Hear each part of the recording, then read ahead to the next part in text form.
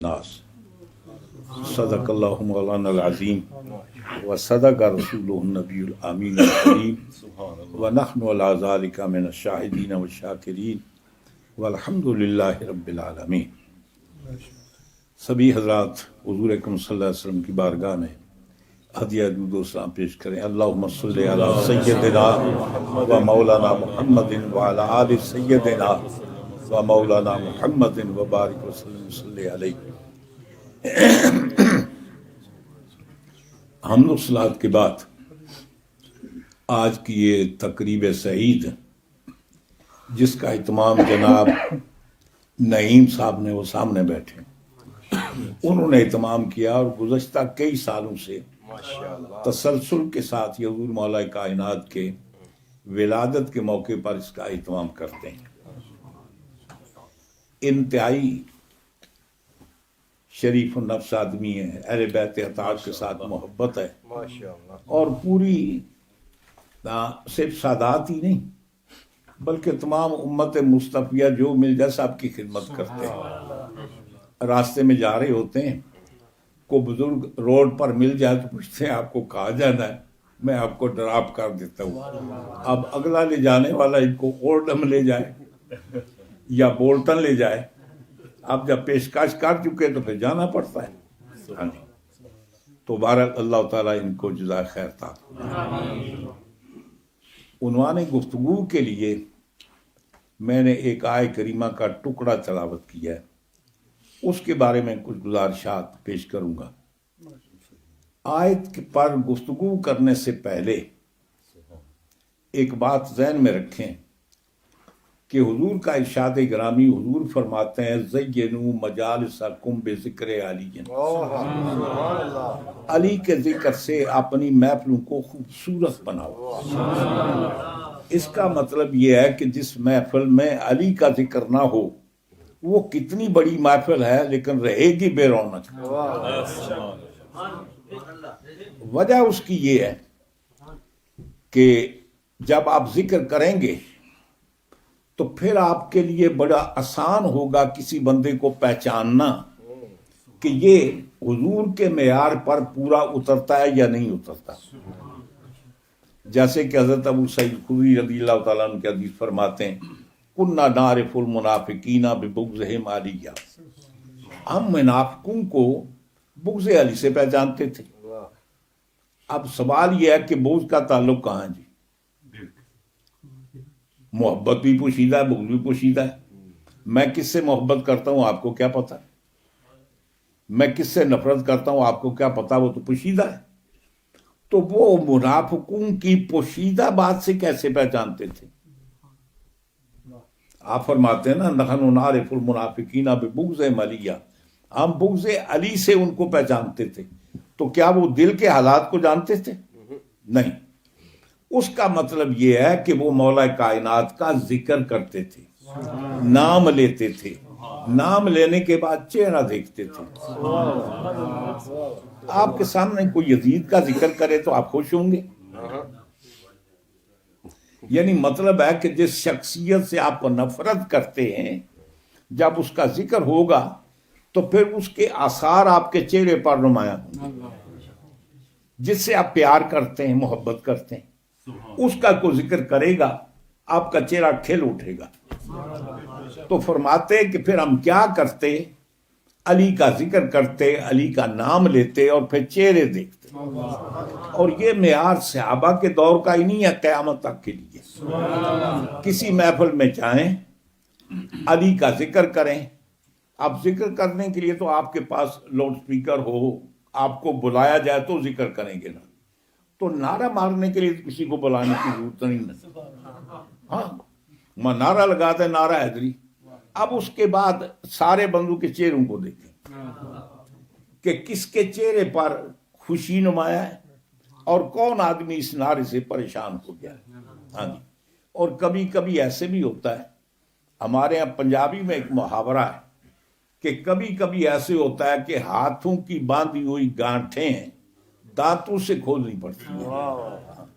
आजकल हमारे मेयार में भी ऐसे लोग बड़े हैं जिन्होंने ये फितना फसाद फैलाकर آپ کوشش کرتے ہیں، دانتوں سے گانٹیں کھولتے ہیں لیکن کھول نہیں رہی جناب، اب وہ معاملہ دور چلا گیا۔ تو عرض کر رہا تھا کہ ذکر، حضور فرماتے ہیں زینوا مجالسکم بذکر علی، علی کے ذکر سے اپنی مجلسوں کو رونق بخشو۔ اس کا مطلب یہ ہے کہ جس محفل میں علی کا ذکر نہ ہو اس کو چھوڑیں۔ یہ سارے مولوی آپ کو حدیث بتاتے ہیں اور یہ صحیح حدیث ہے۔ حضور نے ارشاد فرمایا کہ تنزل الرحمت، یعنی تنزل الرحمت عند ذکر الصالحین، یعنی جب اللہ کے نیک بندوں کا ذکر کیا جائے تو کیا ہوتا ہے؟ اللہ کی رحمت نازل ہوتی ہے۔ اس کا مطلب یہ ہے کہ اللہ کی رحمت چاہتے ہو تو انبیاء کرام کے بعد جہاں تک تعلق ہے منصب ولایت کا ہے، جہاں تک تعلق ہے تصوف کا، روحانی دنیا کا، سرکار دو عالم صلی اللہ علیہ وسلم کے بعد سب سے بڑا اور مرتبہ مقام حضور مولا کائنات کا ہے۔ سارے ولیوں کے سردار، سارے کتبوں کے سردار، بلکہ جس کو سرداری ملی ان کے در سے ملی ہے۔ تو جب عام نیکوں کے ذکر کرنے سے اللہ کی رحمتوں کا نزول ہوتا ہے، جو تمام لوگوں کا امام ہے، جو رہنما ہے، راہبر ہے، پھر اس کا ذکر کرنے سے اللہ کی رحمت کا نزول کیوں نہیں ہوگا؟ بات آگے کرتے ہیں۔ بنیادی طور پر عقیدے کی آپ کو بات بتا دیں۔ ہماری بدقسمتی یہ ہے کہ عام طور پہ آپ نے دیکھا ہوگا، آپ کسی بچے کو قادیانیوں کے مدرسے میں داخل کریں تو پڑھ کر جب آئے گا تو کون ہوگا؟ سلفیوں کے مدرسے میں داخل کر دیں، فارغ ہونے کے بعد سلفی ہوگا۔ دیوبندیوں کے مدرسے میں داخل کر دیں، دیوبندی ہوگا۔ سنیوں کے مدرسے میں داخل کریں تو فارغ ہونے کے بعد سنی ہوگا۔ شیعوں کے مدرسے میں داخل کریں تو فارغ ہونے کے بعد۔ اس کی وجہ یہ ہے کہ کوئی بھی استاد ہو، استاد کا بنیادی اہم مقصد یہ ہوتا ہے کہ سب سے پہلے ہم نے اس اسٹوڈنٹ کے عقیدے کی اصلاح کرنی، اس کے عقیدے کو درست کرنا ہے۔ کتابیں اس میں لائق ہو یا نہ ہو، کم از کم جب ہمارے ادارے سے نکلے تو یہ ہمارا نمائندہ بن کر جائے جی۔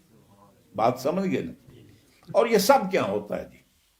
اب ظاہر بات ہے، میں نے بھی کم از کم 12-15 سال مدارس میں رہا ہوں، اس حادثہ سے پڑھا ہے، اور ہماری گٹی میں بھی وہ ڈالتے رہے جو ان کو ڈالنا تھا جی۔ اب اس کے بعد حقیقت حال کا جب پتہ چلتا ہے کہ جب آپ اصل کتابیں پڑھیں، درسیات کی کتابیں مختصر ہوتی ہیں، ان کے زیادہ اندر ڈیٹیل نہیں ہوتی۔ اب اس کے بعد آپ تفاسیر پڑھتے ہیں، احادیث کی کتابیں پڑھتے ہیں، ان کی شروع پڑھتے ہیں، علم کلام کی کتابیں پڑھتے ہیں، فقہ کتابیں پڑھتے ہیں، تو پھر آپ کو پتہ چلتا ہے کہ اصل مسئلے کی نوعیت کیا ہے جی۔ پھر حق بات آپ پر واضح ہوتی ہے۔ ظاہر بات ہے، جو لوگ مدارس میں پڑھتے رہے، فارغ ہونے کے بعد اولاً 2 سال پڑھا، اس کے بعد کہیں مسجد میں امامت مل گئی جناب تو وہاں کام شروع کر دیا۔ نہ ان کے اندر صلاحیت ہے تحقیق کرنے کی، نہ ان کے پاس وسائل ہیں کہ وہ اتنی کتابیں فراہم کریں اور ان کو پڑھیں۔ پڑھنے کے لیے کم از کم لیاقت درکار ہے کہ آدمی پڑھ سکے، سمجھ سکے۔ صرف کتابیں جمع کرنے سے بھی بات نہیں ہوتی۔ اللہ تعالیٰ یہودیوں کی مثال دیتے ہوئے فرماتا ہے مثل الحمار یحمل اسفارا، یہ ان لوگوں کی مثال جو لائبریریاں بڑی جمع کرتے ہیں لیکن کتابیں پڑھنی نہیں آتی، ان کی مثال میں نہیں قرآن بیان کر رہا۔ مثل الحمار، ان لوگوں کی مثال کس کی مثال ہے؟ گدھے کی۔ یحمل اسفارا، یعنی بڑی جلدیں، بڑے بڑے والیاں، بڑی بڑی کتابیں اٹھائی ہیں لیکن ان کے اندر کیا اس گدھے کو پتہ نہیں۔ اندر پڑھنے کے لیے علم کی ضرورت ہے۔ تو ہمارے یہاں علم کی کمی کی بنیاد پر اور پھر سب سے زیادہ جو بیڑا غرق کیا ہے شیعوں کا بیڑا غرق ان کے ذاکروں نے کیا ہے جو حلال ہیں، اور سنیوں کا بیڑا غرق ہمارے واعظین نے کیا ہے۔ یہ جو آپ سہ ملوکی قسم کے نہیں ہیں، واعظین وغیرہ علم نہیں ہے، چند اردو کتابیں پڑھی، آواز اچھی، شعر شور پڑھ لیے، انہوں نے بیڑا غرق کیا کہ اصل علم تک ان کی رسائی نہیں ہے۔ بنیادی طور پر بات یاد رکھیں، دوسری پڑھیے۔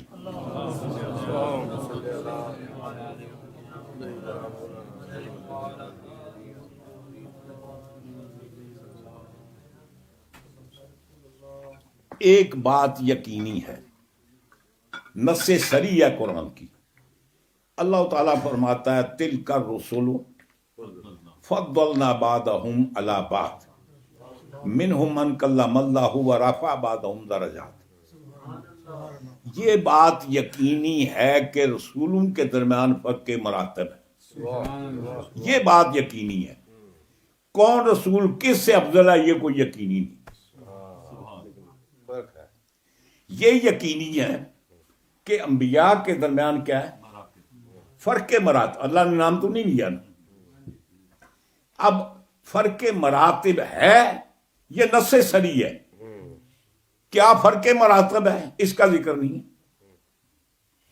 اب نام لے کر ہم نہیں کہہ سکتے فلاں نبی فلاں سے افضل ہے، آپ کے پاس کیا پیمانہ ہے؟ جبکہ حضور کی اپنی حدیث، حضور فرماتے ہیں، حدیث صحیحہ ہے، صحیحین کے اندر حضور فرماتے ہیں کہ مجھے یوسف میں یونس بن متا پر فضیلت مت دو، کہیں حضور ارشاد فرماتے ہیں کہ مجھے موسیٰ پر فضیلت مت دو، دیگر انبیاء کرام کا ذکر فرماتے ہیں۔ اس لیے نہیں کہ سرکار کو ان پر افضلیت نہیں ہے، منع اس لیے کیا کہ کبھی کبھی ایسے ہوتا ہے کہ درجہ فضیلت بیان کرتے ہوئے فاضل کو تو آپ بیان کر رہے ہیں، مفضول کی توہین ہو جاتی ہے، اور مفضول کون ہے؟ وہ نبی ہے، رسول ہے، نبی کی توہین سے ایمان رخصت۔ ہاں جی، اس لیے حضور نے منع فرمایا یہ نبیوں کے فرق مراتب کو اپنی محفلوں کی زینت مت بناؤ، سب کا ادب کرو، وہ اللہ کے رسول ہے۔ نمبر ایک۔ نمبر دو، کلام پاک میں اللہ نے فرشتوں کے مراتب کو بیان کیا، ان کا ذکر، ان کی کوالٹی کو بیان کیا۔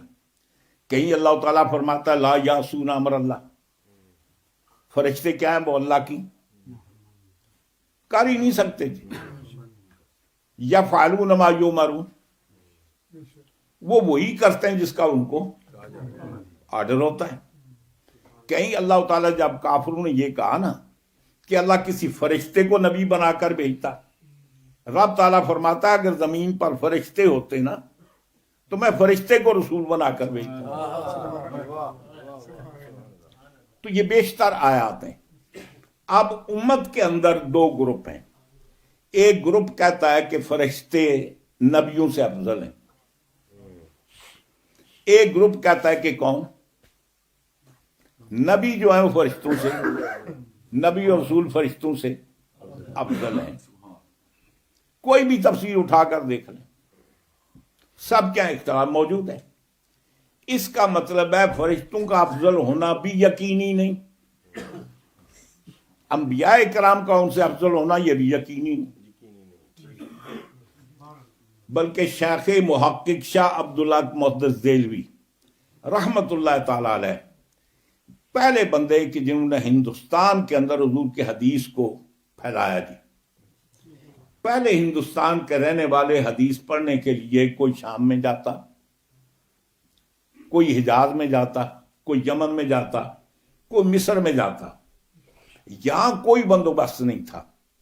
پہلے وہ بزرگ ہیں کہ جنہوں نے آ کر یہاں درس حدیث شروع کیا تاکہ لوگوں کو حدیث حاصل کرنے کے لمبا چوڑا سفر نہ کرنا پڑے، جبکہ آپ بھی حدیث آپ مدینہ پاک میں پڑھ کر آئے تھے۔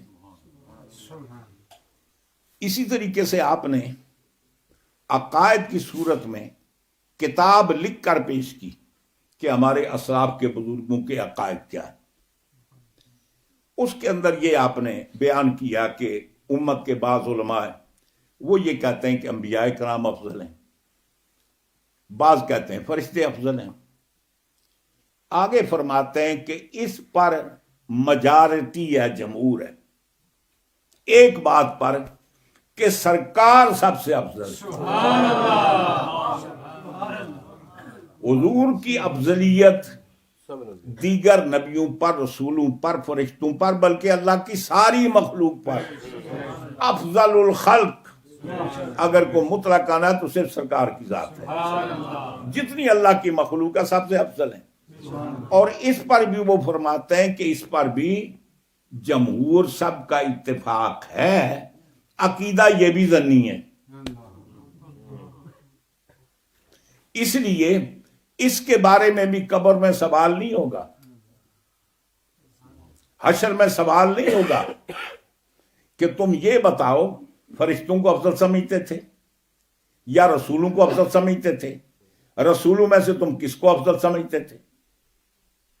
جبکہ سرکار نے خود یہ بات ارشاد فرمائی۔ حضور ارشاد فرماتے ہیں کہ حضور مولا کائنات کے بارے میں آپ نے ارشاد فرمایا کہ علی یہ سید العرب ہیں۔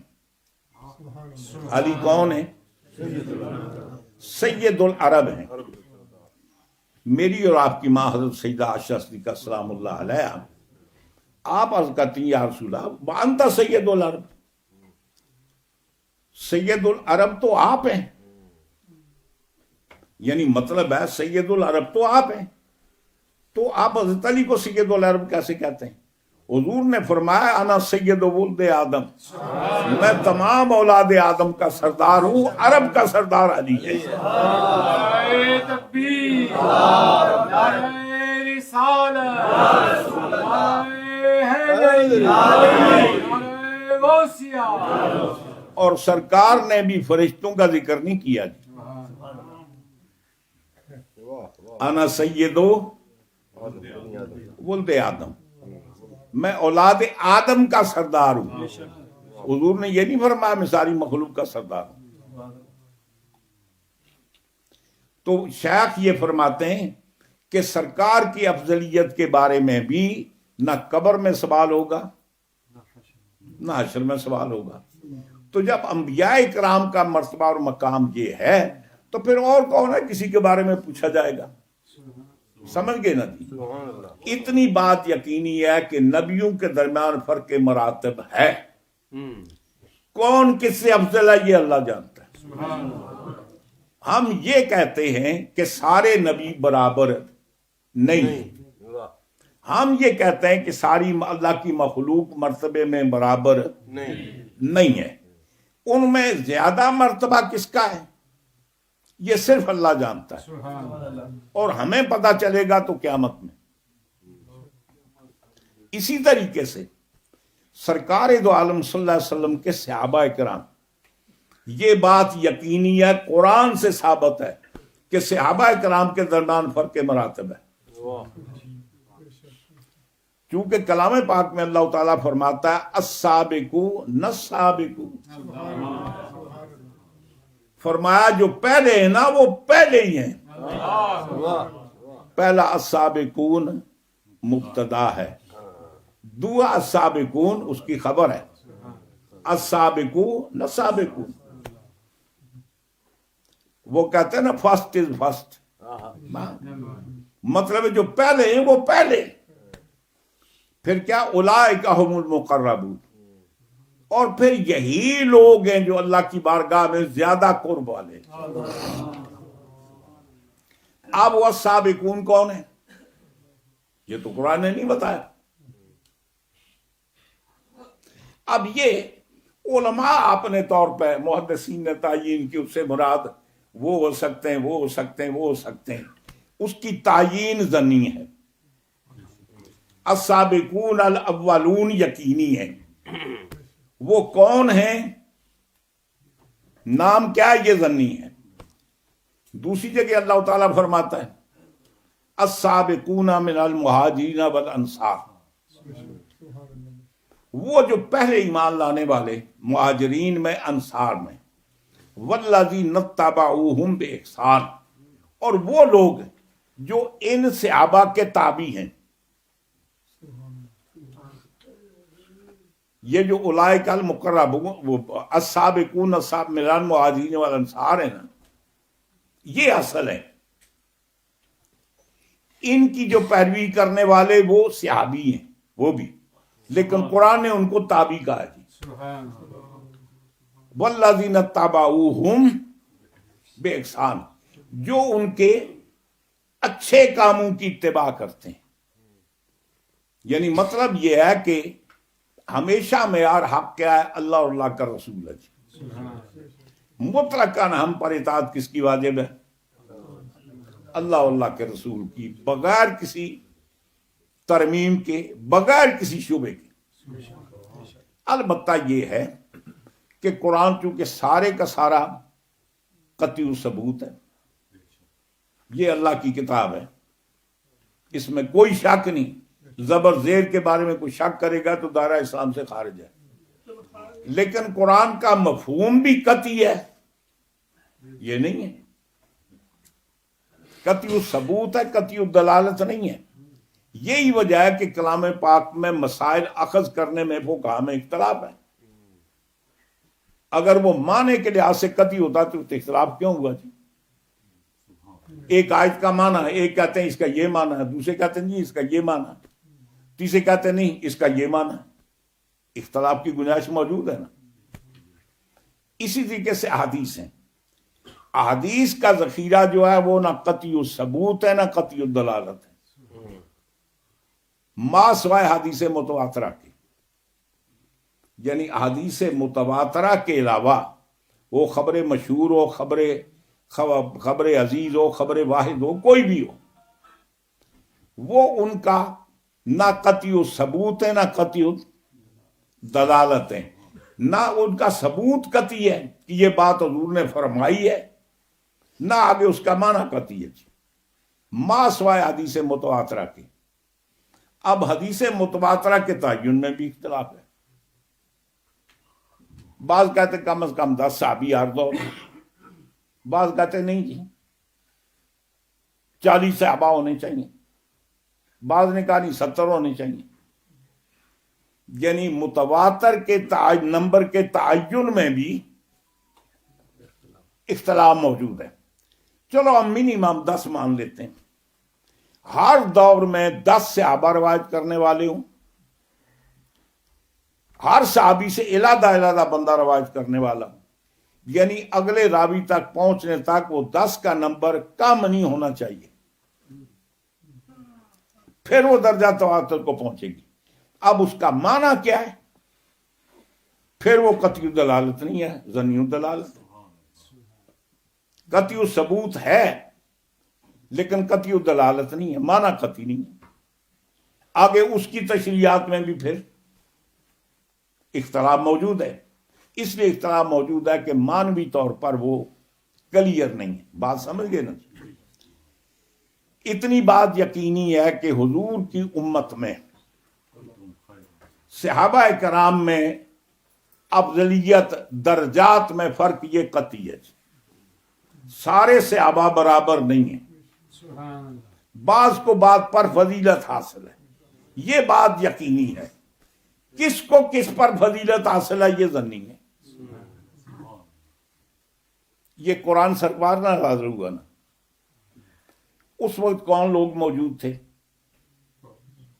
सहाबा किराम थे। पूरे का पूरा कुरान हुजूर की जिंदगी में नाजिल हो चुका।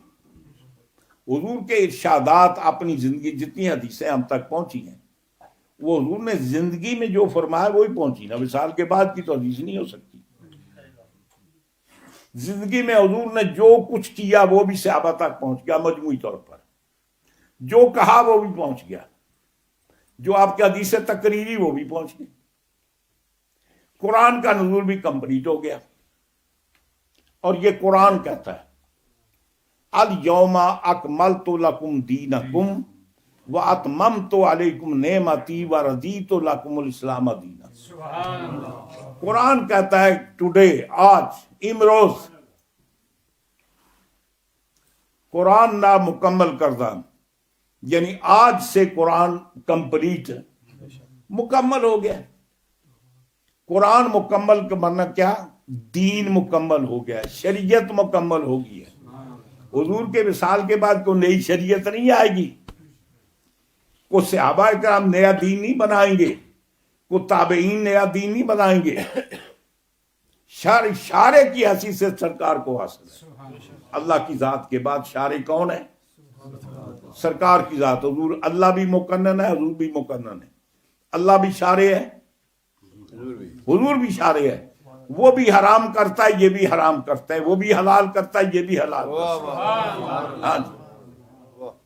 اور ہمیں جن حراموں سے واسطہ ہے نا، وہ سارے حضور کے حرام کیے ہوئے ہیں۔ اللہ نے تو کل کیتے ہی چاہ رہا، وہ تو زیادہ ہے ہی نہیں۔ کہ زیادہ حرامیوں سے واسطہ جو ہے نا، یہ وہ ہے کہ جن کو سرکار نے کیا ہے۔ کتا حرام ہے جی، بلا حرام ہے، وہ قرآن نے کے دن کیا۔ یہ سب کچھ حضور کے حرام کرتا ہے۔ تو حضور کے بعد کسی کو حلت حرمت کا اختیار نہیں ہے۔ اچھا،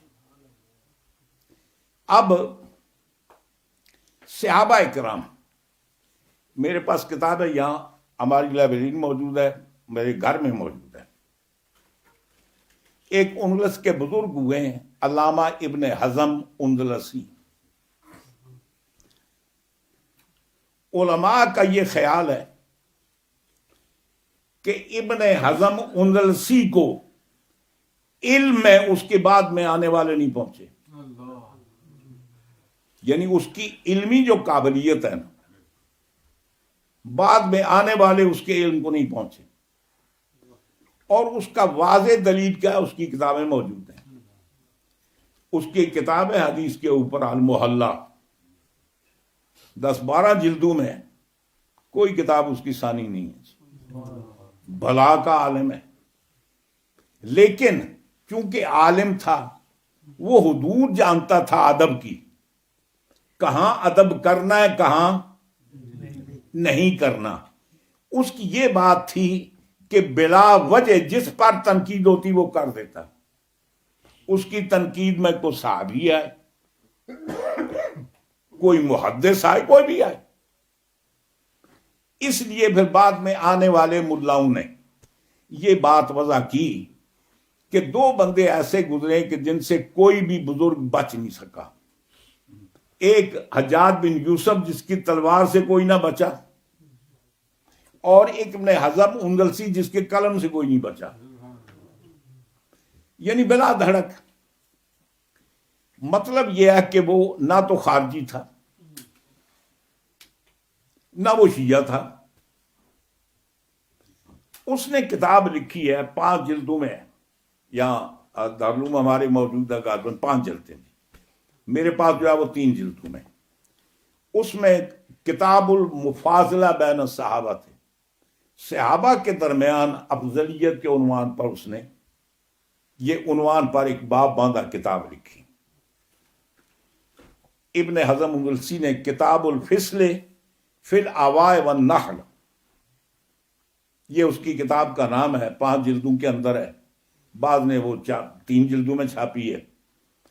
اس کے اندر اس نے 20 طبقات صحابہ کے لکھے، حضور کے بعد کون افضل ہے کون مفضول ہے، 20 گروپ کس کے؟ صحابہ کے۔ یعنی صحابہ اس کے، یعنی حضور کے بعد معیار کون ہے؟ صحابہ ہے نا۔ صحابہ کرام کسی کے افضلیت پر متفق نہیں تھے، کسی کی بھی افضلیت پر صحابی متفق نہیں ہے۔ جب صحابیوں کا اتفاق نہیں ہے تو بعد والوں کے اتفاق کی ویلیو ہی کچھ نہیں ہے۔ اسی لیے حضرت شمس الائمہ سرخسی اصول سرخسی میں لکھتے ہیں، اگر صحابہ کے دور میں اجماع نہیں ہوا، بعد میں اجماع کی ویلیو ہی نہیں ہے، ہاں اس کی کوئی ویلیو نہیں۔ اصل اجماع تو صحابہ کا ہے۔ تو اس نے لکھا کہ 20 کے صحابہ کے بارے میں کتنے طبقے؟ 20۔ لکھتا ہے کہ ایک گروپ وہ ہے کہتے ہیں وَذَهَابَ جَمِيعُ الْخَوَارِجُ كُلُّهَا، سارے خارجی اس طرف گئے. وَذَهَابَ بَعْضُ آلِ سُنَّتِ وَبَعْضُ آلِ مُرْجِئَةٍ وَبَعْضُ الْمُعْتَزِلَةِ. وہ کہتا ہے کہ سارے خارجی، بعض سنی، بعض مرجئہ، بعض معتزلہ اس بات کی طرف گئے کہ حضور کے بعد سب سے افضل حضور سیدنا حضرت ابوبکر صدیق رضی اللہ تعالیٰ عنہ کی ذات. دوسرا نظریہ لکھتا ہے وَذَهَابَ الرَّوَافِضُ كُلُّهَا، ادھر سارے خارجی، ادھر سارے رافضی. وَذَهَابَ الرَّوَافِضُ كُلُّهَا وَبَعْضُ آلِ سُنَّتِ وَبَعْضُ الْمُرْجِئَةِ وَبَعْضُ الْمُعْتَزِلَةِ، یعنی سنی بھی 50-50، مرجعہ بھی 50-50، معتزلہ بھی 50، ادھے ادھر تدھے ادھر. اس بات کی طرف کہ حضور کے بعد سب سے افضل حضور مولا کائنات کی ذات ہے. لیکن آگے لکھتے ہیں، اس نے لکھا اس معاملے میں ہم نے 20 صحابہ سے زیادہ کی روایات بھی درج کی ہیں کہ جنہوں نے حضور مولا کائنات کو حضرت حضور کے بعد سب سے افضل کہا. وَرَوَيْنَا مِنْ 20 صحابہ، میں نے 20 صحابہ سے روایت کی ہے. اس کے بعد فرماتے ہیں کہ ایک گروپ وہ ہے جو یہ کہتے ہیں کہ سرکار کے بعد سب سے افضل کون ہے؟ حضور کے چچا حضرت عباس ہیں، اس لیے کہ حضور کے کیا ہیں؟ چچا ہیں. فرمایا کہ افضلیت حضور کے گرد گھومتی ہے. اہل بیت کی ویلیو حضور کے گھر سے نکال دو تو کوئی ویلیو رہتی ہے؟ حضرت سیدہ کائنات کی ویلیو اس لیے کہ سرکار کی بیٹی ہیں. اگر وہ حضور کی بیٹی نہ ہوتی تو. حضرت علی کی ویلیو اس لیے ہے کہ وہ ہاشمی ہیں، ان کی ویلیو اس لیے ہے کہ حضور کے چچا زاد بھائی ہیں، ان کی ویلیو اس لیے کہ حضور کے داماد ہیں. بیچ میں حضور کو نکال دو تو کوئی ویلیو نہیں. حسنین کریمین کی ویلیو کیوں ہے؟ کہ حضور کے بیٹے ہیں. حضور کو نکال دو کوئی ویلیو نہیں.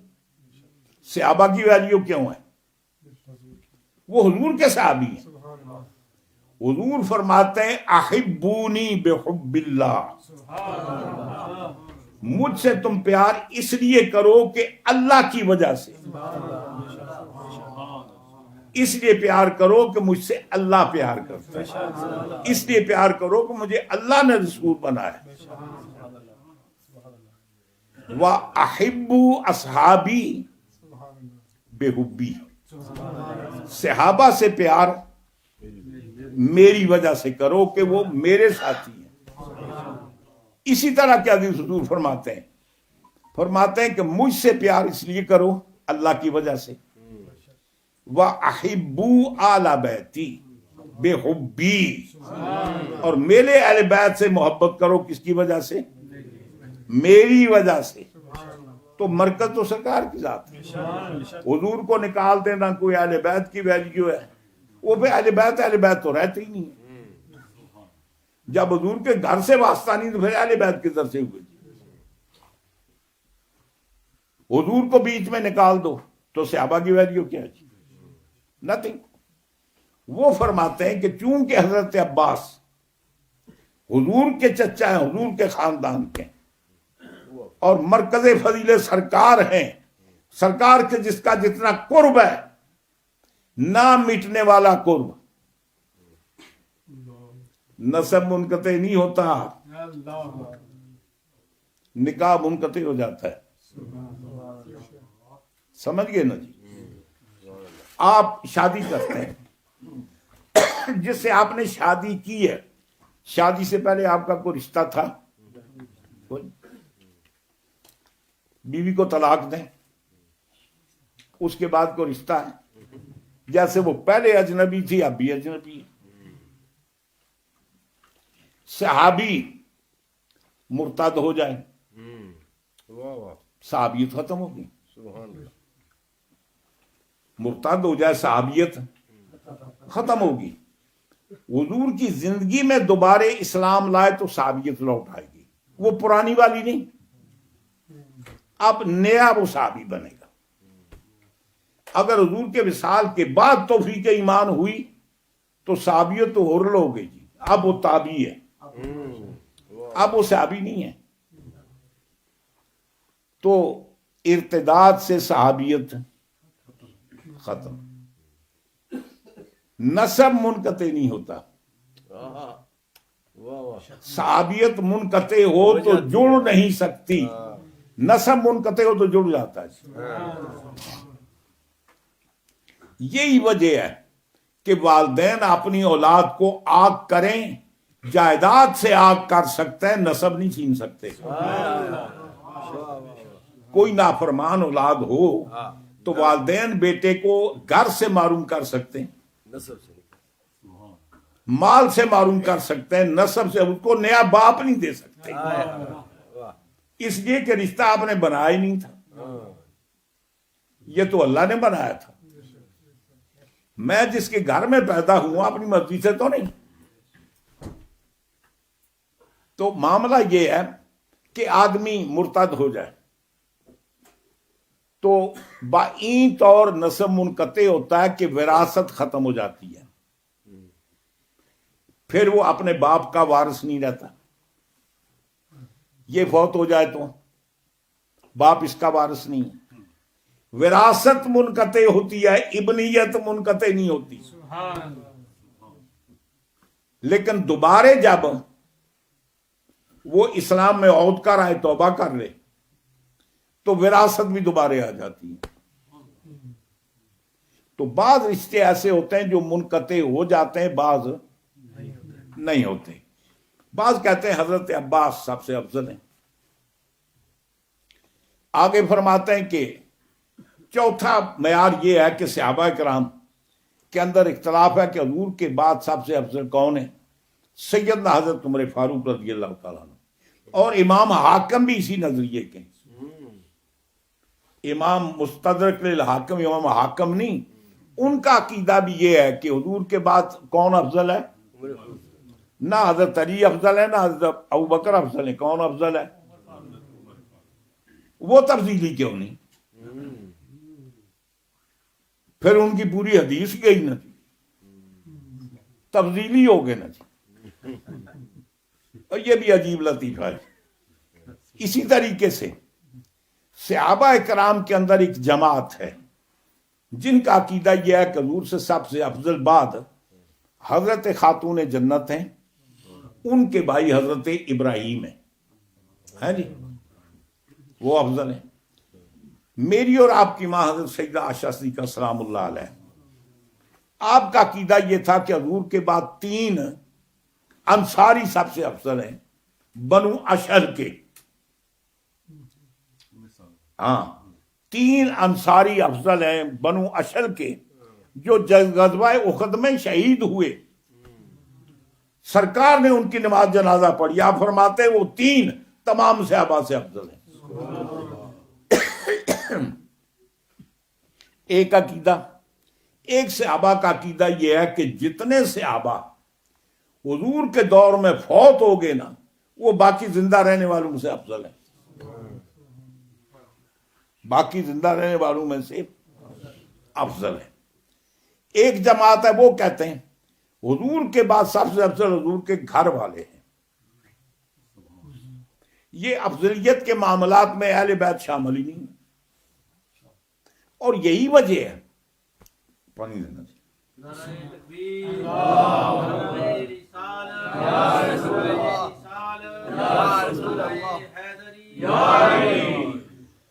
हजरत सैयदना हजरत अब्दुल्लाह इब्न उमर रज़ी अल्लाह तआला अन्हुमा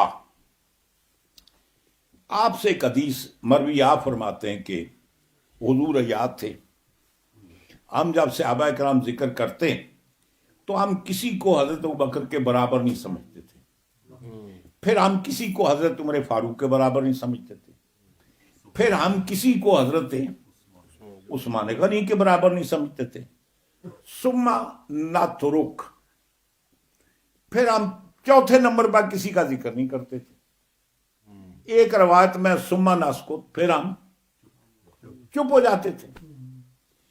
उनसे पूछा गया, जनाब ये बताएं, वो कलाम पाक में तो अल्लाह ने बेशुमार मरातब बयान किए हैं सहाबा के, अशरा मुबशरा भी हैं, असहाबे बदर वाले हैं, अस्साबिकून अल-अव्वलून हैं, अस्साबिकून अल-अव्वलून महाजिरीन वल अंसार हैं, बैत रिदवान वाले हैं।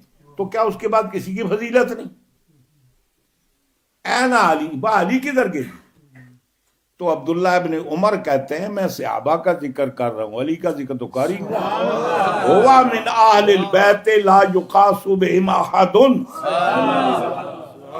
वो अहले बैत में है, हम घर वालों की बात ही नहीं कर रहे, हम तो सहाबा की बात कर रहे हैं। अली तो घर वाले हैं, घर वालों का दिया तज़किरा ही नहीं।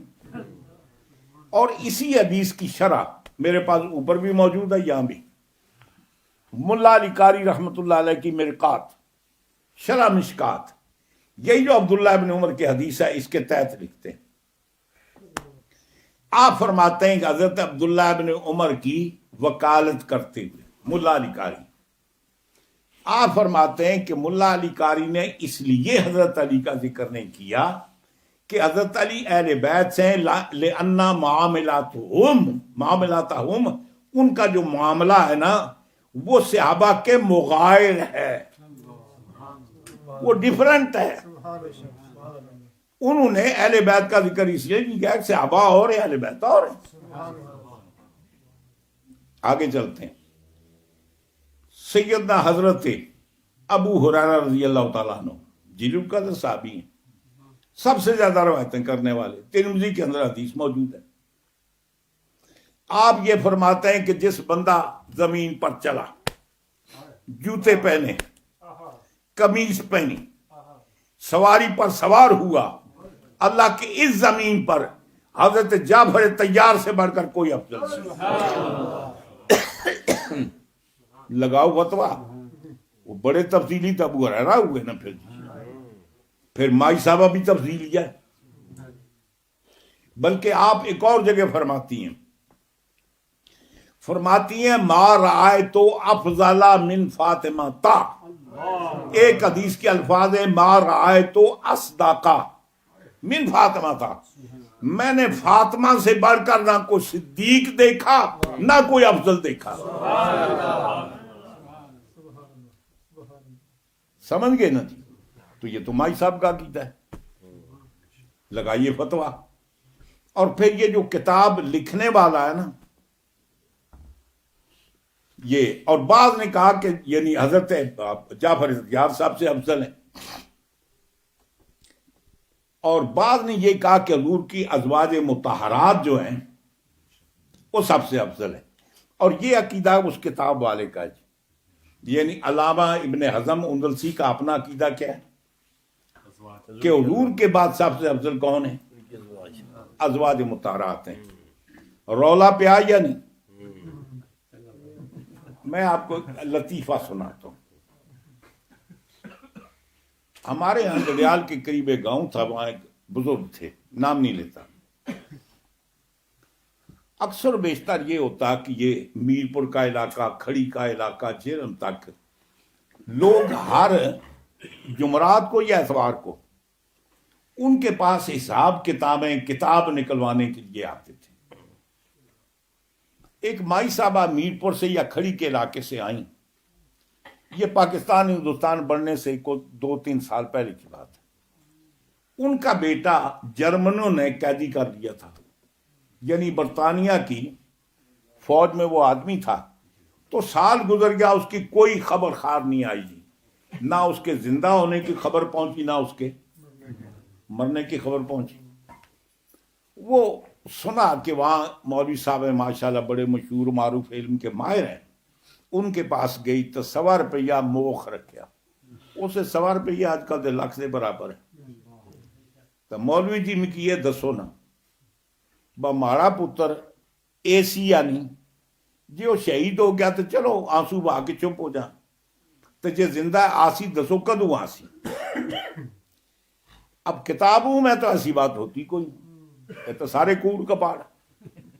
ہاں یہ جو ٹی وی پر بیٹھ پر کتابیں لکھتے ہیں آج کل بہت حساب کتاب والے، وہ اگر آپ کے مقدر میں کسی بندے کی قسمت بنانا تو اپنی کیوں نہیں بناتے؟ یہ روڈ ٹی وی پر چاخ مارنے کیوں آ جاتے ہیں؟ بھائی اگر مقدر آپ بتاتے یہ کر سکتے ہیں تو اپنا ذائنچہ تیار کریں نا، اپنی تقدیر کو سیدھا کریں. بہرحال ایسا کتابوں میں کوئی نہیں ہوتا ہے جی. تعویذ حضور کی سنت ہے، دم سرکار کی سنت ہے. بزرگوں کے پاس جاتے ہیں، وہ پڑھ کر دم کریں، اللہ کا کلام، اللہ شفا دے، یہ حضور کی سنت ہے. شفا دینا تو اللہ کی مرضی نا، وہ دے یا نہ دے. آپ دعا کرتے ہیں نا اللہ سے، آپ کو یقین ہے اللہ قبول کرے گا؟ بھئی یہ تو اس کی مرضی ہے، وہ قبول کرے یا نہ کرے. اب مانگنے والے کا کام ہے صدا دینا، دروازہ کھلے یا نہ کھلے، بھیک ملے یا نہ ملے، اس نے اپنا کام کرنا ہے. اب دم کرتے ہیں، فائدہ دینا اللہ کا کام ہے. یہ بھی سرکار کی سنت ہے، تعویذ لکھ کر دینا. علامہ ابن عبد ربی نے العقد الفرید کے اندر لکھا کہ حسنین کریمین بیمار ہوئے، سرکار نے تعویذ لکھ کر ان کے گلے میں آویزاں کیا. یہ سرکار کی سنت ہے. وہ فائدہ ہوگا یا نہیں یہ تو نہ حضور کے اختیار میں ہے، یہ تو اللہ کے اختیار میں ہے. وہ اللہ کا اختیار ہے. سب اسی کی بارگاہ میں، حضور بھی اسی کی بارگاہ میں درخواست کرتے ہیں، سارے لوگ اسی، اگلا کام اس نے کرنا ہے. سوچنے لگے وہ کتابوں میں تیری گل ہونی کوئی نہیں. تو میں نے اگر مائی کو بتایا کہ تیرا بیٹا فوت ہو گیا، فلاں معاذ میں مارا گیا، کل وہ زندہ آ گیا، تو میری ویلیو کیا رہ جائے گی؟ میں نے اگر مائی کو بتا دیا کہ تیرا بیٹا زندہ ہے، وہ آ جائے گا، کل ٹیلی گرام آ گیا، بس 6 مہینے ہوئے تیرا بیٹا فوت ہو گیا تھا، تو پھر کیا ہوگا؟ اب مولوی صاحب سوچنے لگے میں اس کو مائی کو کیا جواب دوں. کتاب کھولی ہوئی تھی، ورقے الٹ رہے ہیں، کبھی آگے کر رہے ہیں، کبھی پیچھے کر رہے ہیں، کبھی آگے کر رہے ہیں، کبھی پیچھے کر رہے ہیں، اور اصل وہ مطلب نہ پڑھنا نہیں، سوچ رہے تھے وہ میں مائی کو جواب کر دوں. مائی نے دیکھا مولوی صاحب کیا بات ہے، بڑے ورقے الٹنے کی گل ہے کہ مائی کے دساں کتابوں میں رولا ہی رولا. میں کہ دساں کتابوں وچ رولا ہی رولا ہے، نہ تو کوئی ایک کلیئر گل ہے کو زندہ ہے، نہ ایک کلیئر کو بات آدھی کہ فوت ہو گیا. تو بات یہ ہے کہ صحابہ کے دور میں تو رولا ہی رولا ہے. سمجھ گئے؟ اس کا مطلب ہے کہ صحابہ کے دور میں اس بات پر سب کا اتفاق ہے کہ یہ مسئلہ کسی پر اتفاق نہیں، اس کے غیر یقینی ہونے کا. اور شیخ محقق فرماتے ہیں این جا کے اجماع مذکور است برآں افضلیت ظنیہ است. یہاں جو اجماع کا ذکر کر رہے نا کہ اجماع ہوا، اجماع اس پر ہوا کہ کسی کی بھی افضلیت یقینی نہیں. بات سمجھ گئے؟ اگر پھر دیکھیں شریعت کا مسئلہ، جو قانون ہمارے لیے صحابہ کے لیے وہ ہے یا نہیں؟ ہے نا جی. اب سوال یہ پیدا ہوتا ہے کہ موجودہ دور میں اگر کوئی بندہ کام کرتا ہے، چوری کرتا ہے، وہ سزا کا مستحق ہے. کیا حضور نے بھی چوری کی سزا صحابہ کو دی یا نہیں دی؟ دی نا. آج کوئی شراب پیتا ہے، شریعت میں سزا کا مستوجب ہے، حضور نے بھی سزا دی یا نہیں دی؟ دی نا. زنا کی سزا کوڑے لگانا یا رجم کرنا، حضور نے دونوں کام کیے. کوڑے بھی لگائے ہیں، رجم بھی کیا. اس کا مطلب ہے کہ کوئی بندہ شریعت کے قانون سے بالا تر نہیں ہے. آج اگر کوئی آدمی کسی بندے کو دوسرے بندے کو افضل کہتا ہے تو وہ سنیت سے نکل گیا تو سب سے پہلے کون نکلا؟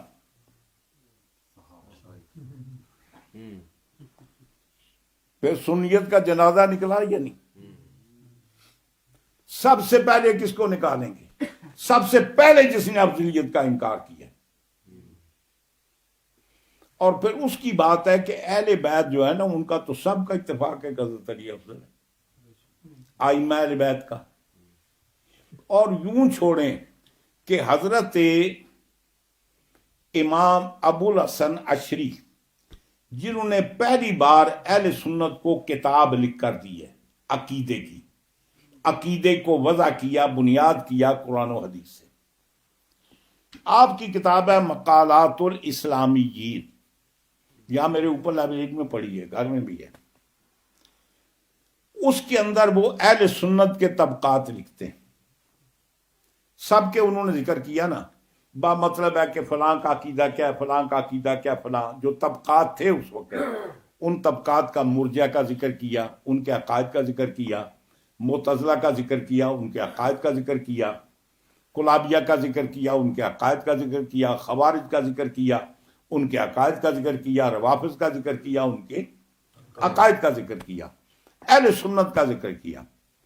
آپ فرماتے وقال قائلون، یہ اہل سنت کے طبقے کتنے؟ 5. اہل سنت کے طبقے کتنے؟ 5. تو پھر سنیوں کا اجماع کدھر سے آج؟ وہ لکھتے وقال قائلون، یہ بھی کہتے ہیں کہ سب سے افضل حضرت ابوبکر صدیق ہیں، پھر حضرت عمر فاروق ہیں، پھر حضرت عثمان غنی ہیں، پھر مولا کائنات. ایک طبقہ وقال قائلون. ایک طبقہ یہ ہے، وہ یہ کہتے ہیں کہ وقال قائلون سب سے افضل حضرت ابوبکر صدیق ہیں، پھر حضرت عمر فاروق ہیں، پھر حضرت علی ہیں، پھر حضرت عثمان ہیں. پہلے سے مختلف ہو گیا نا عثمان کے بارے میں. آپ فرماتے وقال قائلون. اور ایک کہنے والے وہ ہیں کہ سب سے پہلے افضل حضور مولا کائنات ہیں، پھر حضرت ابوبکر صدیق ہیں، پھر حضرت عمر ہیں، پھر حضرت عثمان غنی ہیں. 4 ہو گئے وقال قائلون. چوتھا طبقہ وہ ہے کہتے ہیں کہ ہم کسی کو بھی کسی پر فضیلت نہیں دیتے،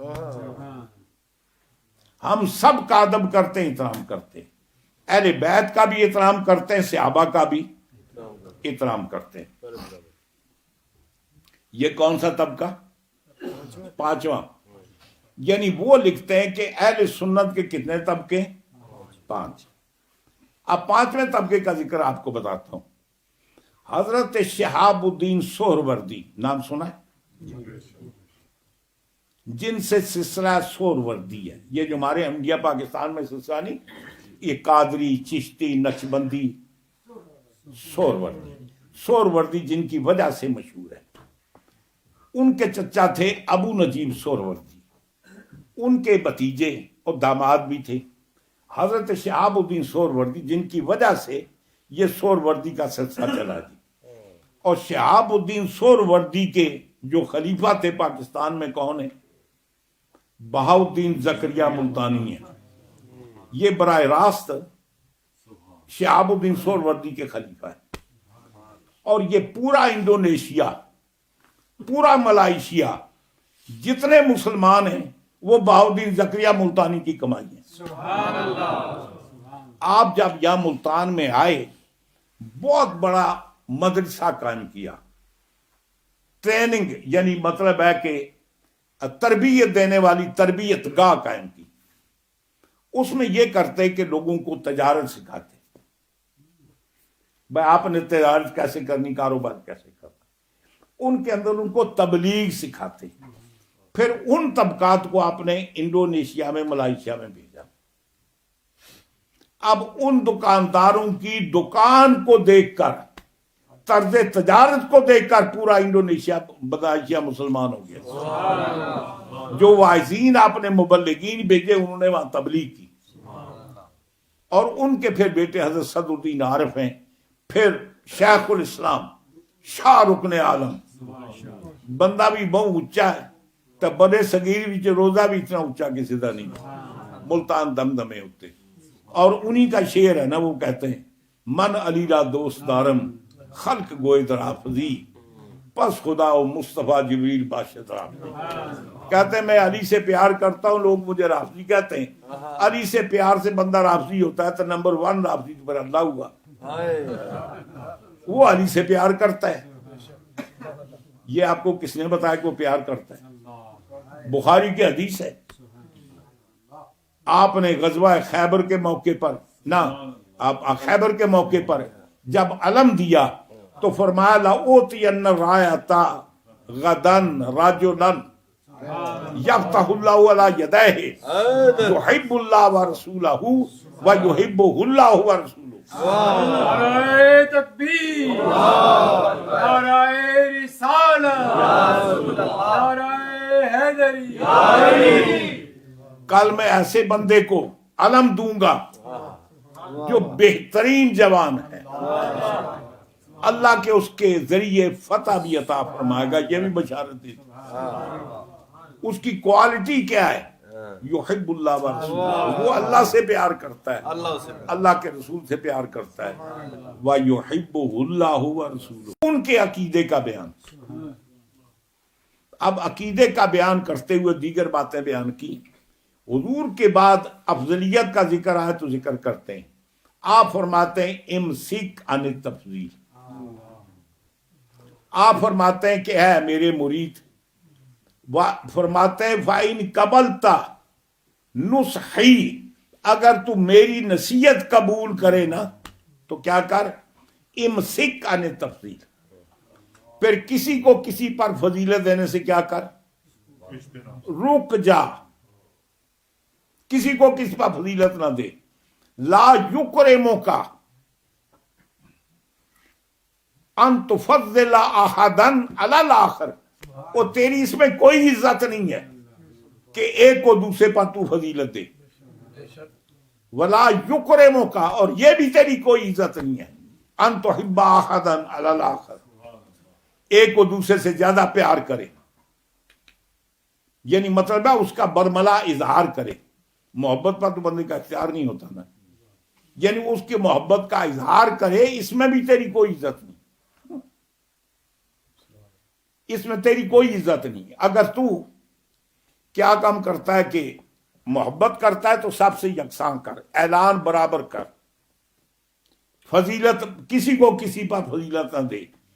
فَإِنْ خَامَرَ بَطْنُ کا، اگر تیرا ڈھڈ اے بعض بندے نا جی کو گل سنن نا جی تو سوچتے ہوں جب تک میں بیان نہ کرا نا اے میرے ٹھڈو درد نہیں جاتا. بعض بندے مجبور ہوتے ہیں، مشہور یعنی وہ پیٹ میں بات رکھ نہیں سکتے. وہ بھی کہتے ہیں وَإِنْ خَامَرَ بَطْنُ کا، مطلب ہے کہ اگر تیرا ٹھڈ یہ برداشت نہیں کرتا، تو دل دی گل کڈنا چاہتا ہے تو پھر باہر نہ دس. اجعلہ من اسرارک، اور جڑی کئی گلاں تو ٹھڈ بھی چھپائیاں نا یہ گل بھی انہاں وچ چھپا لے، اظہار نہ کر. بل یکرمک، عزت کیا ہے؟ عزت تیری یہ ہے کہ تمام کے ساتھ پیار کر اور محبت کر. یہ وہ پنجواں عقیدہ، یعنی کسی کو کسی پر فضیلت نہ دو، سب سے پیار کرو. تو بہت بڑے رافضی ہو نا، بڑے تفضیلی ہو. اور یہ بھی عجیب بات ہے، آپ کو بتاؤں، یہ باب تفعیل کا سیغہ بیان کرنا اور بات ہے. یعنی اس میں تفضیل کے ساتھ، اس میں منصوب کے ساتھ کسی فرقے کا نام تفضیلی رکھنا، یہ مقالات الاسلامیین امام ابو الحسن اشعری ان کی کتاب ہے. سارے فرقوں کا ذکر کیا، اس میں کہیں تفضیلی کا ذکر نہیں ہے. انہی کے شاگردوں کے شاگرد استاد ابو منصور بغدادی، وہ بھی میرے پاس لائبریری میں اوپر پڑھی، الفرق بین الفرق. انہوں نے مسلمانوں کے سارے فرقے کو 400-500 بیان کیے، اور پوری ڈیٹیل میں کہیں تفضیلی کا ذکر نہیں. دور نہ جائیں قریب آتے ہیں.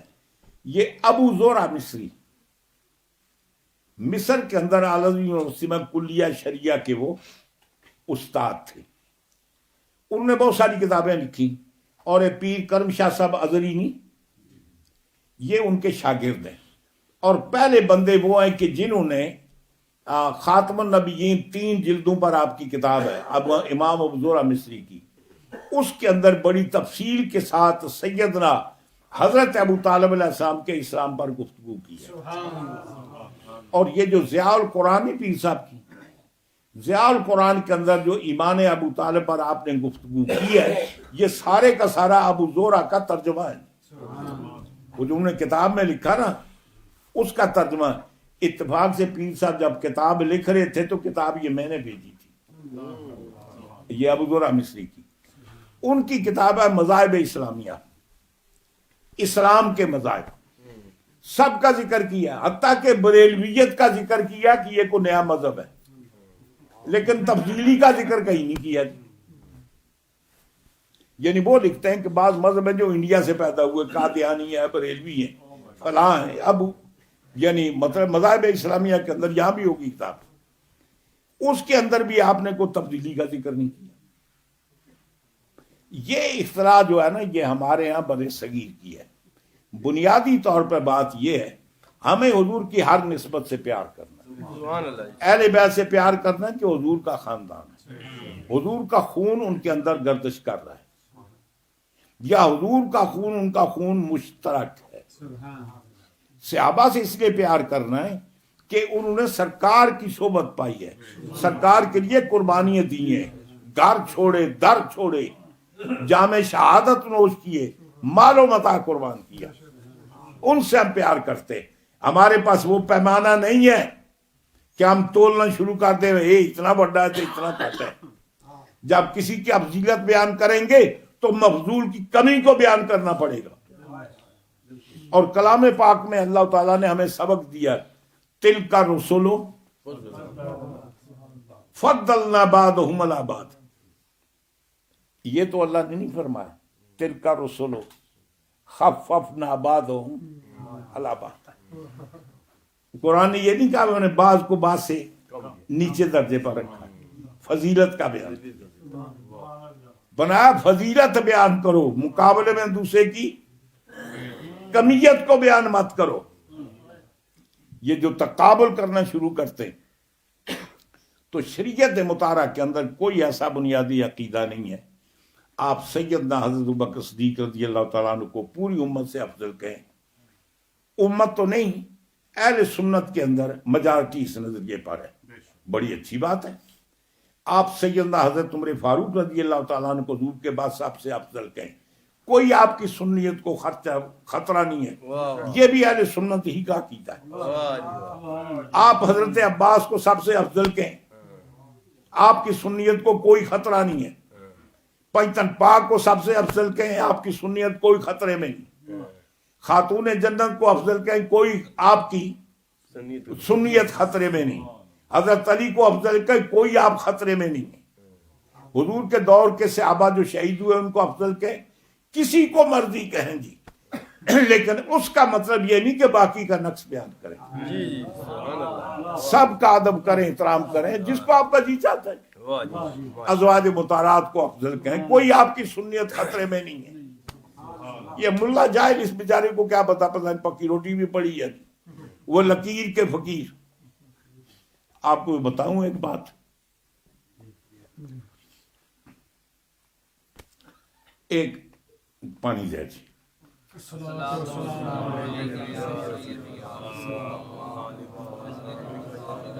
یہ جناب تن پائے گا تو میں چھوڑ دینا جی. بندے کو نہیں جا رہے، تو ہی جا رہے ہو. بندے بھی کو نہیں جا، سارے بیٹھے سارے کر رہے نا، ان تو اندر ہی نہ کرنا. ہاں جی.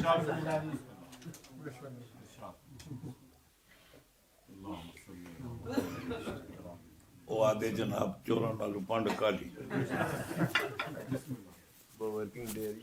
ہاں وہ پتہ نہیں کون سوئے تو کون کلے. یہ بھی غلطی پائی. بہرحال وہ مولوی صاحب ہے، یہ میوات کے علاقے میں گئے. یہ راجستھان کا علاقہ نہیں، انڈیا میں وہ میوات کا علاقہ کہلاتا ہے.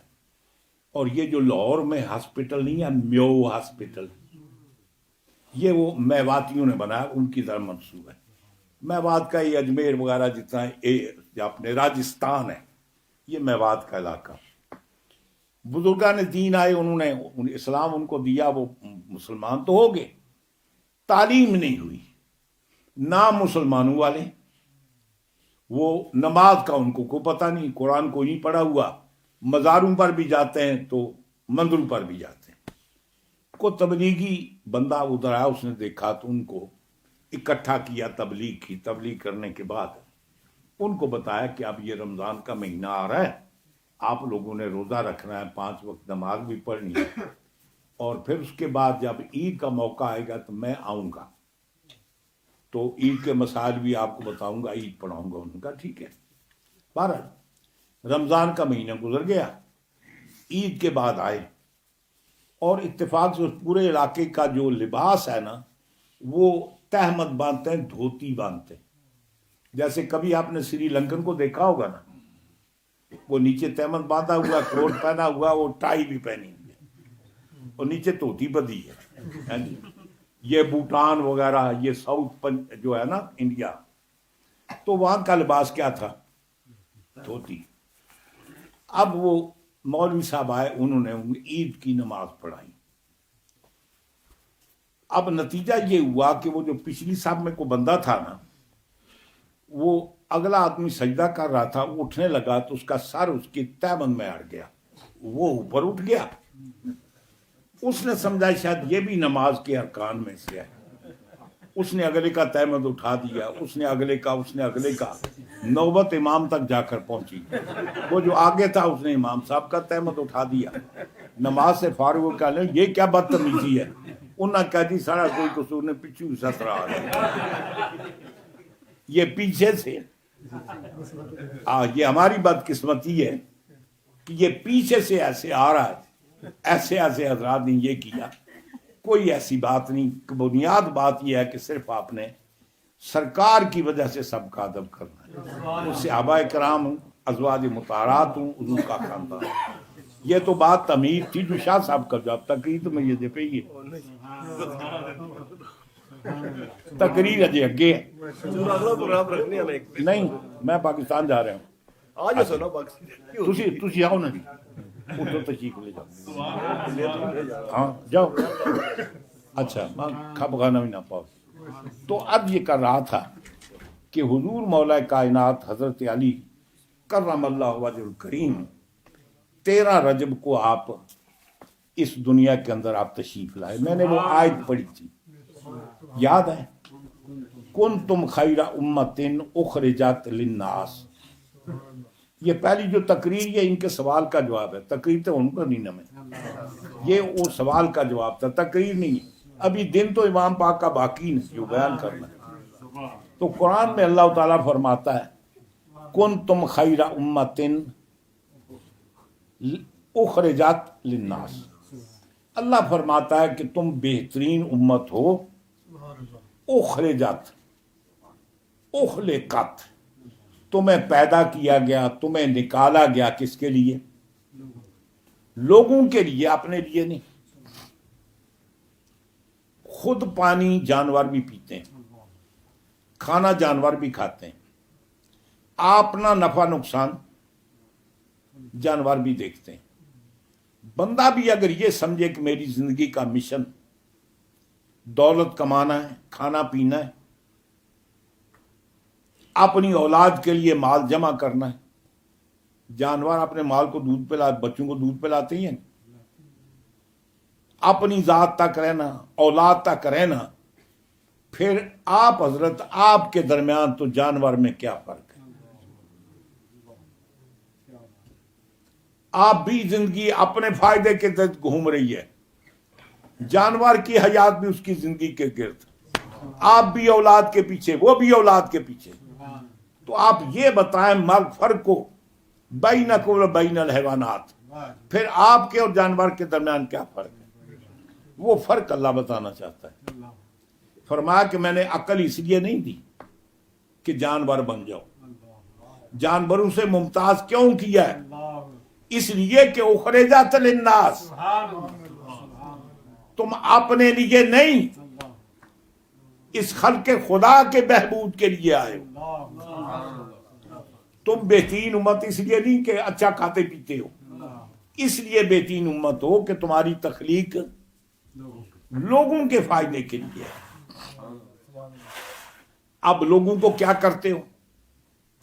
تَأْمُرُونَ بِالْمَعْرُوفِ وَتَنْهَوْنَ عَنِ الْمُنکَرِ، تم لوگوں کو اچھائی کا حکم کرتے ہو، برائی سے لوگوں کو روکتے ہو۔ یہ اللہ تعالیٰ کس کی کوالٹی بیان کر رہا ہے؟ حضور کی امت کی۔ اب میں آپ سے پوچھتا ہوں کہ آخری امت کون سی ہے؟ حضور کی ہے نا۔ عیسیٰ علیہ السلام کی امت پہلے گزر گئی، موسیٰ علیہ السلام کی امت پہلے گزر گئی، 1,00,000 کم و بیش 24,000 جو انبیاء کرام تشریف لائے ان کی امتیں پہلے۔ اب ہماری تو اس امت کی طرف سے ان کو کوئی بینیفٹ ملا ہے، کوئی فائدہ ملا ہے؟ کوئی نہیں۔ مثال کے طور پر آپ کی موجودگی میں جو ہے آپ اس کو فائدہ پہنچا سکتے ہیں، بعد میں آئے اس کے لیے فائدہ پہنچا سکتے ہیں، جو پہلے گزر گئے آپ ان کو کیسے فائدہ پہنچا سکتے ہیں؟ اب ظاہر بات ہے کہ یہ تو قرآن کہہ رہا ہے نا، یہ میرا کلام تو نہیں، قرآن کہہ رہا ہو جاتے للناس۔ اب لفظ ہے الناس، ناس کے اوپر الف لام ہے، یہ الف لام جنس کا ہے یا استغراق کا ہے، دونوں ہو سکتے ہیں۔ جن سے انسانیت کے لیے تمہیں پیدا کیا، اور لام جو شروع ہے نا للناس، یہ لام انتفاق ہے، میں نے تمہیں جن سے انسانیت کو فائدہ پہنچانے کے لیے پیدا کیا، فائدہ پہنچانے کے لیے۔ آپ بتائیں پہلے امتوں کو آپ نے کون سا فائدہ پہنچایا؟ آپ تو ان کے دور میں تھے ہی نہیں، کون سا فائدہ پہنچایا؟ یا لام انتفاع کے لیے، الناس کے اوپر الف لام جنس کا یا استغراق کا، جن سے انسانیت کے لیے۔ کیا جن سے انسانیت صرف ہمارے بعد آنے والے پہلے انسان نہیں تھے؟ استغراق ہو سارے انسانوں کے لیے، تو ہم تو بعض ہیں نا، سارے تو پہلے گزر گئے، لیکن یہ قرآن ہے۔ اس کا مطلب یہ ہے کہ اس امت کے اندر کچھ افراد یا فرد ایسا ہونا چاہیے جو پہلی امتوں کو بھی فائدہ پہنچایا ہو، اس امت کو بھی فائدہ پہنچائے اور قیامت تک فائدہ پہنچاتا رہے۔ الف لام جنس کا، جنس انسانیت کے لیے، تمام انسانیت کے، لام انتفاع کے لیے۔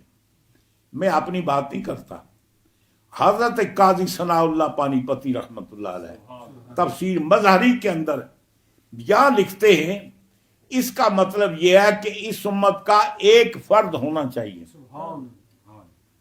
جو تمام انسانیت آدم سے لے کر دنیا کے آخری انسان تک فائدہ پہنچائے گی۔ فرمایا وہ ایک آدمی امت کے اندر علی ہے، اس سے پہلے جنتی جتنی امتوں کو فائدہ پہنچا روح علی سے پہنچا۔ اس وقت حضور مولا کائنات کی روح بالفعل تھی، روح بالفعل تھی، روح کام کر رہی تھی بے روح علی۔ آدم علیہ السلام کے زمانے میں اگر کسی کو فائدہ پہنچایا تو روح علی نے۔ امت خلیل اللہ کا تھا، فائدہ علی پہنچا رہے تھے۔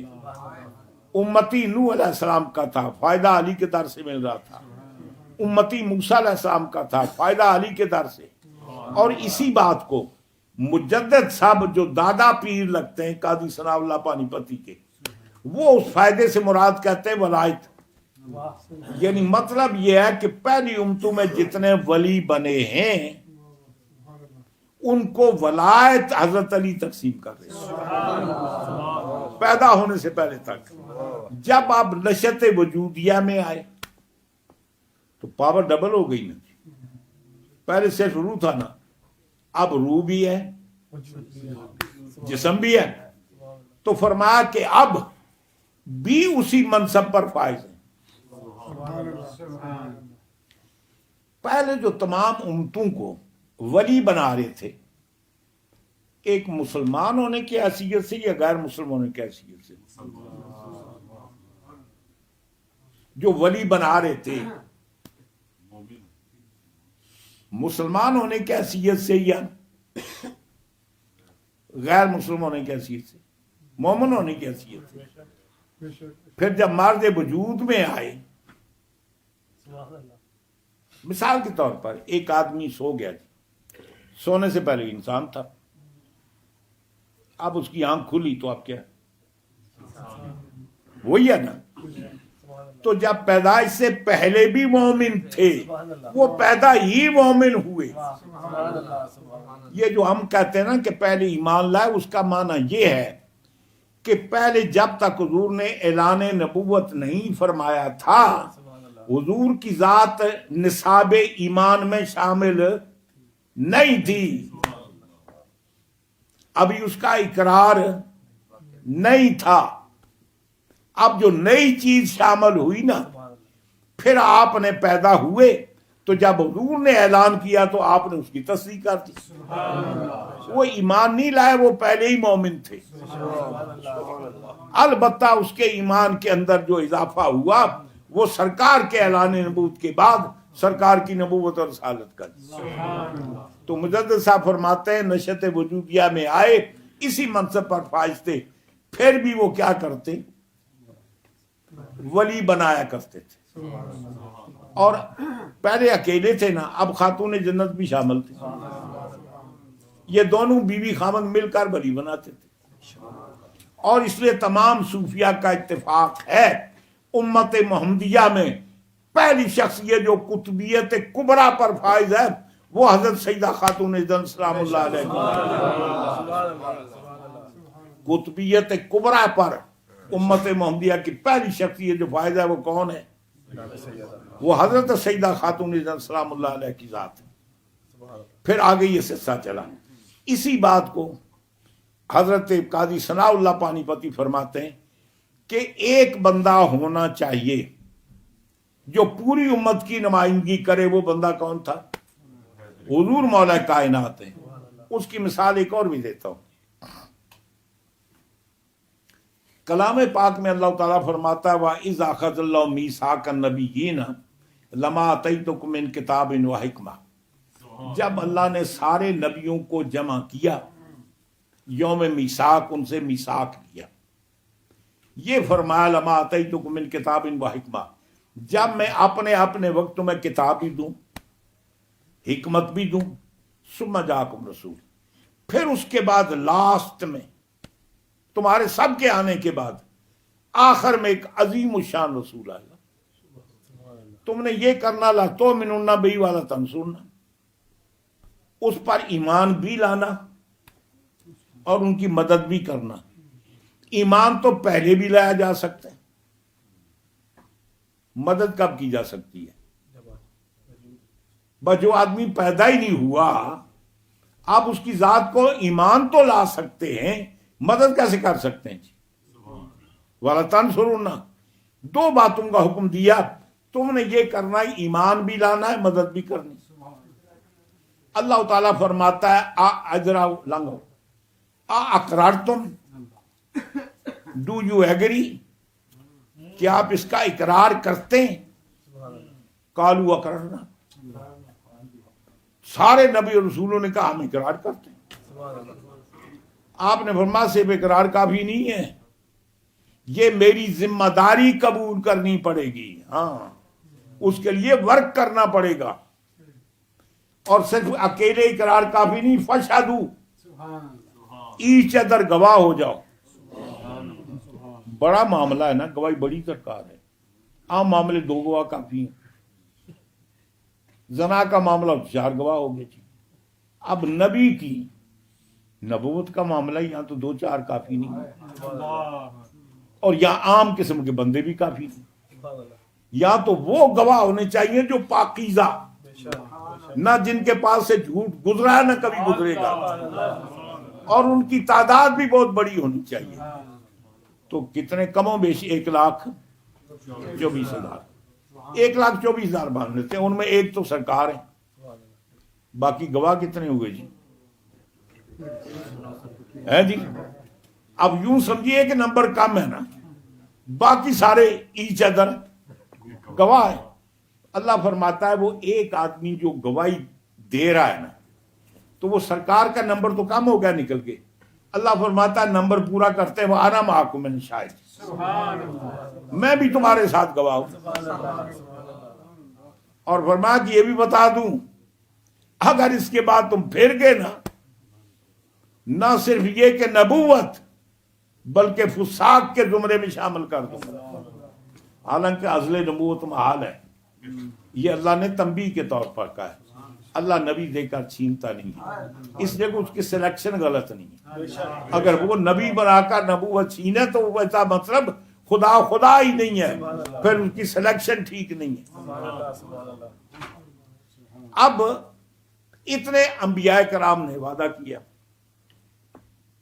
ایمان تو لائیں گے, مدد کیسے کریں گے سرکار کی؟ اللہ تعالیٰ نے فرمایا ایک ممبر باقی رکھیں گے, ان میں سے ایک کو باقی رکھیں گے تاکہ بوقت ضرورت ان سب کی نمائندگی کرے.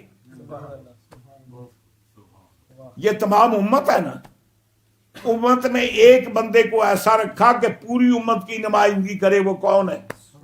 وہ حضور والا کائنات کی ذات ہے. سارے نبیوں کی نمائندگی قائم کرنے کے لیے اللہ نے عیسیٰ علیہ السلام کو رکھا.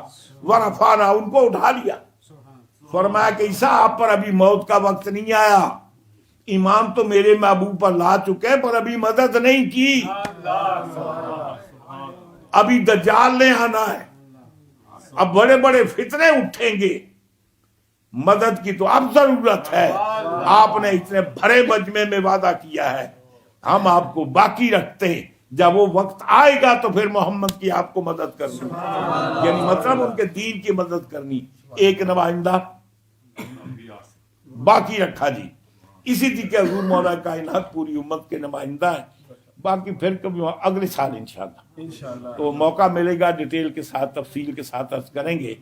آپ کی شخصیت اتنی متنوع ہے کہ آپ کے علم کا ذکر کیا جائے, شجاعت کا ذکر کیا جائے, سخاوت کا ذکر کیا جائے, آپ کے منصب قضاء کا ذکر کیا جائے, آپ کے زہد و عبادت کا ذکر کیا جائے, آپ کے نسب کا ذکر کیا جائے, تو یہ سارے عنوانات وہ ہیں. ہر عنوان علیحدہ طور پر کئی مجالس کا تقاضا کرتا ہے. یہ ہم نے مختصر سی محفل میں ایک تو زیادہ وقت ہم نے ضائع کیا شاہ صاحب کے جواب میں. جناب نہیں جواب ہے یہی کالے. اچھا جی, ان کے جواب میں تو دوسرے جس کے لیے ہم نے جلسہ کیا اس کے بارے میں دو چار باتیں ہم نے کر لی ہیں.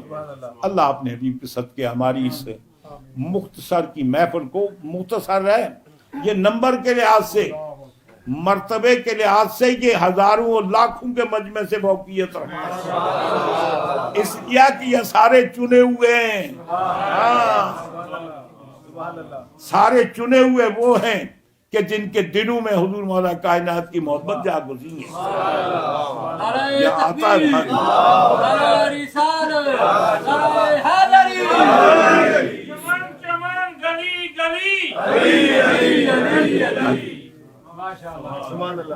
تو عرض یہ کر رہا تھا, اللہ تعالیٰ اپنے حبیب کے صدقے میں ہم سب کو نہ اللہ حضور مولا کائنات کی طریقے پر, ان کے نظریے پر چلنے توفیق عطا فرمائے. اور اپنے سلیم اپنے نعیم صاحب نے ان کو مبارکباد دیتے ہیں کہ ان کو اللہ تعالیٰ نے اس محفل کے انعقاد کی توفیق عطا فرمائی. سبھی حضرات ایک بار دوسری پڑھیں, 3 بار کل شریف پڑھیں, فاتحہ پڑھتے ہیں. بسم اللہ الحمدللہ رب العالمین. خیر کافی ہو گیا کہ صلاۃ و سلام ہی ہو گیا. الحمدللہ رب العالمین.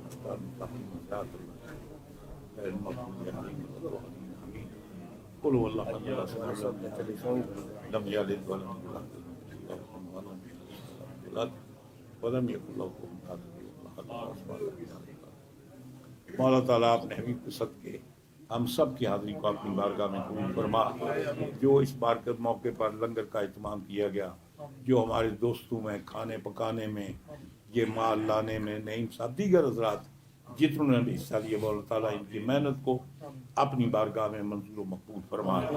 مولا تعالیٰ آپ نے ابھی کے صدقے اس آستانہ عالیہ کو، اس ادارے کو قیامت تک عبدالآباد تک قائم و دائم فرما. مولا تعالیٰ آپ نے حبیب رحمت صلی اللہ علیہ وسلم کے جتنے حاضرین آئے ہیں سب کی حاضری کو قبول فرما، اور جو کچھ ہم نے اس میں پڑھا بیان کیا سب کو قبول کرتے ہوئے سب کا ثواب ہدیتاً تحفۃً نذرانۃً حضور کی بارگاہ میں پیش کرتے ہیں. حضور کے وسیلہ جلیلہ سے تمام انبیاء کرام رسول کرام اور حضور کے وسیلہ جو حضور مولا کائنات کی بارگاہ میں نذرانے کے طور پر پیش کرتے ہیں. اللہ تعالیٰ اس کو قبول فرمائے. تمام صحابہ کرام، ازواج مطہرات، پنجتن پاک، شہداء کربلا، ائمہ اہل بیت اور قبلہ شاہ صاحب کے والد گرامی سید مظفر حسین شاہ صاحب، ان کا بھی چیلم ہے، ان کے لیے بھی دعا فرمائیں. دیگر ہمارے احباب جو دنیا سے رخصت ہو گئے ان کو بھی اپنی دعاؤں میں شامل فرمائیں. مولا تعالیٰ اپنی صدقے جتنے حاضرین محفل ہیں، جو بیمار ہیں مولا ان کو شفا عطا فرما، جو قرض دار ہیں انہیں قرض خلاصی عطا فرما، جو پریشان ہیں ان کی پریشانی کو دور فرما. مولا تعالیٰ اپنے بھی صدقے جو بے اولاد ہیں ان کو اولاد عطا فرما. مولا تعالیٰ جو جس خواہش کے خواہش مند ہیں تیری بارگاہ میں حاضر ہوئے. مولا تعالیٰ یہ تیرا فرمان ہے، لا تقنطوا من رحمت اللہ. تو نے اپنے دروازے کی نا امید نہ لوٹنے کی تاکید کی ہے. ہم تیرے دروازے پر حاضر ہیں اپنی سکتے، ہم سب کی حاضری کو اپنی بارگاہ میں منظور مقبول فرما. مولا تعالیٰ اپنی صدقے اس کیمرے والے پر خاص طور پر کرم فرما. ان کے عاصم صاحب کے علم میں، تقویٰ میں، برا میں، مزید ان کے علم میں اللہ تعالیٰ اضافہ فرمائے. اللہ اپنی صدقے جتنے ساتھی ساتھ آئے، جتنے آزاد سب کے لیے دعا فرمائے. اللہ فضل و کرم فرمائے. وصلی اللہ تعالیٰ علی خیر خلقہ محمد و آلہ وصحبہ اجمعین برحمتک یا ارحم الراحمین.